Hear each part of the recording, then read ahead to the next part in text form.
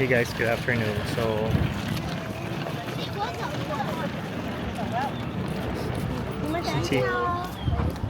dito na kami ngayon sa Chiang Kai-shek Memorial Hall. Ano ba to? Ayan. So, andito na po kami. Tingnan yung ganda. Ayan, tingnan. Apat yung lane ng kalsada, di ba?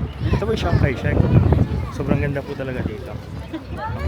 Pakita mo, may mga taxi. Pati kita nyo lubog ng kalsada dito sa Chiang Kai-shek Memorial, di ba? O, di ba? O. Ay, may mga motor po. Tara! Ayan po siya. Welcome to Chiang Kai-shek. Joke lang yan. So, gano'n sino ba si Yeah. Chiang Kai-shek?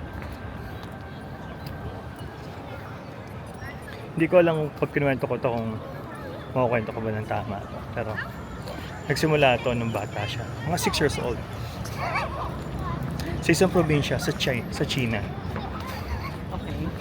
Isang pamilya, naghihikahos. Pero hindi totoo, syempre. Joke lang.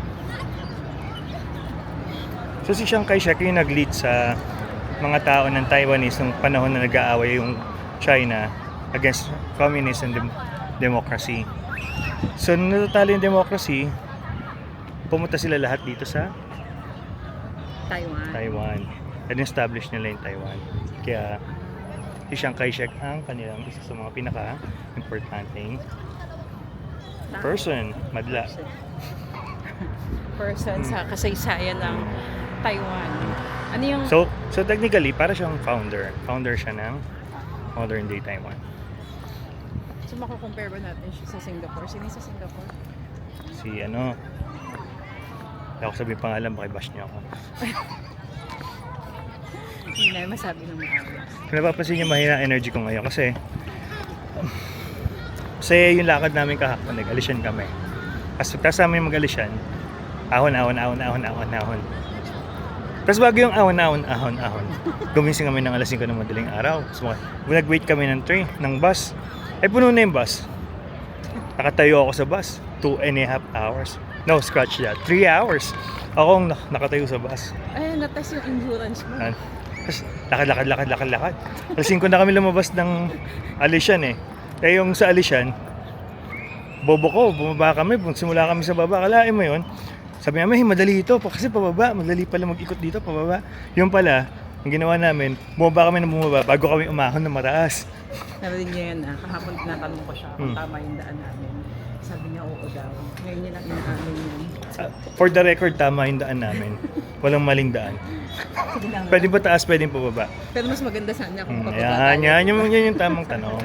Yan yung tamang tanong. Ang tanong dyan madali ba yung daan natin na mahirap? Yun. Meron naman madaling daan, pinili niya talaga yung masalimuot. Pagkatapos namin tumayo ng 3 oras mahigit sa bus, ginusto niya pang mag-ahon-ahon dun sa Alishan. Tapos sumakay pa kami ng dahil hindi namin inabot yung HSR. Hindi rin namin inabot yung fast train sumakay kami ng regular train. Wala namang masama sa regular train. Actually, okay nga siya kasi. Wala masama sa regular train kasi okay siya.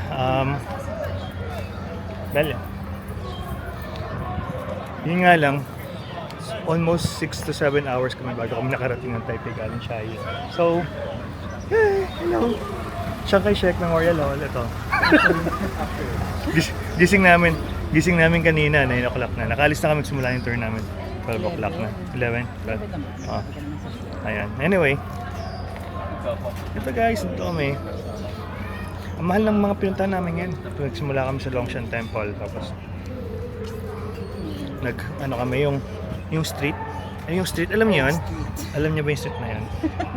Kasi nakalimutan niya. Bopi Street, Bob Xiao. Basta yun. Sorry na guys. Nag-street kami. Old Street. Tapos meron nung parada. Ang galing. Actually sa inyo. May papatok na sawa. Oo. Sawa. Sinturon lang yata. Sinturon kasi maikli eh. Ayan. Pero napakatagal nila bago matapos kasi dahil mahalaga sa kanila yung pedestrian, talagang sila yung nag-giveaway para sa pedestrian. Pero yun nga guys, wala pa kami ginagastos. Walang entrance lahat na pinupunta namin. So, that's a plus.